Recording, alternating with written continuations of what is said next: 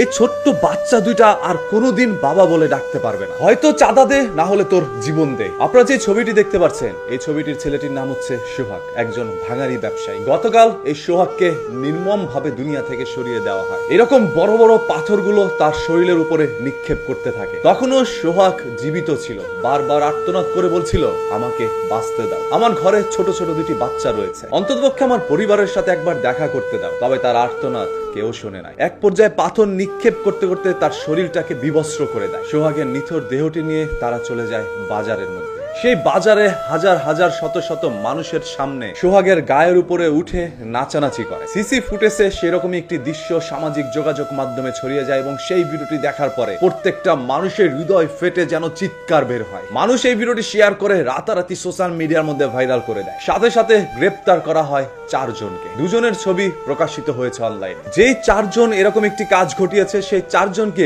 BNP থেকে আবার বহিষ্কার করা হয়েছে। তার মানে তারা 4 জনই বিএনপি করত। এখন অপরাধী যেই দলেরই হোক না কেন, সে একজন অপরাধী, এটাই হচ্ছে তার সর্বশেষ পরিচয়। বাংলাদেশের ইতিহাসে এই প্রথম এরকম কোন ভিডিও সাক্ষী হয়েছে বাঙালি। তাই তো রবীন্দ্রনাথ ঠাকুর বলে গিয়েছিলেন, 7 কোটি বাঙালির হে মুগ্ধ জননী, রেখেছ বাঙালি করে কিন্তু মানুষ করনি। বাঙালি যদি আসলে মানুষ হইতো, তাহলে সোহাগকে যখন এই দুনিয়া থেকে নির্মম ভাবে সরিয়ে দেওয়া হচ্ছিল, তখন তার আশেপাশে হাজারো জনগণ ছিল। সবাই তাকিয়ে থাকে সেই দৃশ্যটি উপভোগ করছিল। কেউ এসে সেখানে প্রতিবাদ করে নাই। প্রতিবাদী সকল মানুষগুলোকে আপনারা অনলাইনের মধ্যে, ফেসবুকের মধ্যে পাবেন। শুধু ফেসবুকে পোস্ট করেই তারা প্রতিবাদে সীমাবদ্ধ। বাস্তব লাইভে কেউ গিয়ে প্রতিবাদ করে না। বাংলাদেশের সিনেমা হলগুলো খালি থাকে, কারণ সকল দর্শকরা এখন রাস্তাঘাটে লাইভ দৃশ্য দেখছে। আপনারা জানলে অবাক হবেন, এই সোহাগও বিএনপি করত। জুলকার নাইনের একটি পোস্ট থেকে আমরা এটা জানতে পারি, মিডফোর্ড এলাকায় নৃশংস হত্যাকাণ্ডের শিকার যুবদল কর্মী চাঁদ মিয়া ওরফে সোহাগকে কেবল ব্যবসায়ী হিসেবে প্রচার করা হচ্ছে কেন? বিএনপি বা যুবদল কেউই এখন পর্যন্ত তাদের নিজ কর্মীর এহেন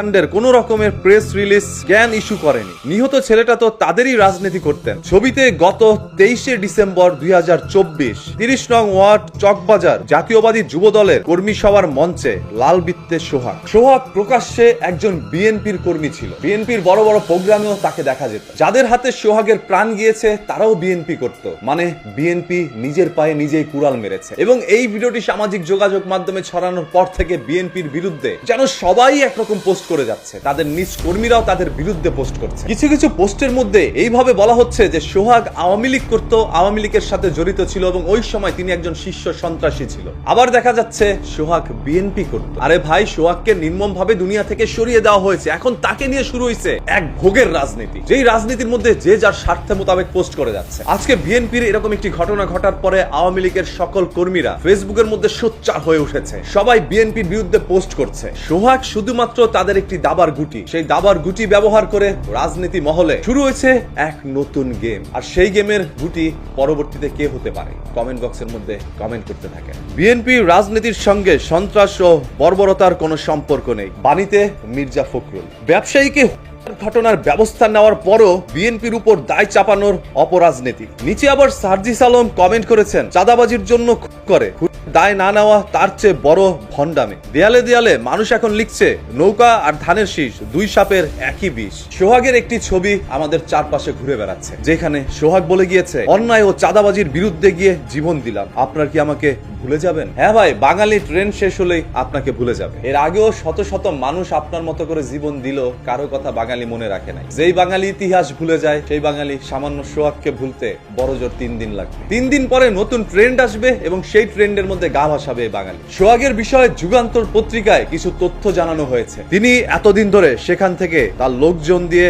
মাসিক 6 লাখ টাকা করে চাঁদা তুলতেন। সোহাগ সবার কাছ থেকে এই টাকা সংগ্রহ করে তাকে দিতেন। এর মধ্যে সম্প্রতি চাঁদার পরিমাণ বাড়িয়ে 12 লাখ টাকা নির্ধারণ করে দেন ইশরাক। সেই সঙ্গে চাঁদা তোলার দায়িত্ব থেকে সোহাগকে সরিয়ে দেওয়া হয়। বিষয়টি জানতে পেরে সোহাগ স্থানীয় আরেকজন প্রভাবশালী বিএনপির নেতা হামিদের গ্রুপে ভেড়ার চেষ্টা করেন। এরপরই ক্ষুব্ধ হয়ে সোহাগকে জন্য মাস্টার প্ল্যান প্রস্তুত করা হয়। বিএনপির নেতা ইশরাকের পরিকল্পনা অনুযায়ী হত্যাকাণ্ডে অংশ নেয় মহিন গ্রুপের লোকজন। জানা গেছে বুধবার সন্ধ্যার দিকে sir Salimullah medical college Mitford হাসপাতালের সামনে এরকম একটি ঘটনা ঘটানো হয়। ছবিতে যুগান্তর পত্রিকায় বিষয়টি লিখে থাকলেও এখন পর্যন্ত সেটা সত্যতা জানা যায়নি। আসলে কি এরকম একটি ঘটনার পিছনে ইশরাক জড়িত রয়েছে, নাকি তাদের বিরুদ্ধে অপপ্রচার চালানো হচ্ছে? বাংলাদেশের রাজনীতি কতটা ভয়ঙ্কর এবং এই রাজনীতি করতে গিয়ে কত শত মানুষের জীবন যাচ্ছে, সেটা যদি ক্যালকুলেশন করতে যান, স্কুল, কলেজ, বিশ্ববিদ্যালয়ে আরো একবার আপনার পড়া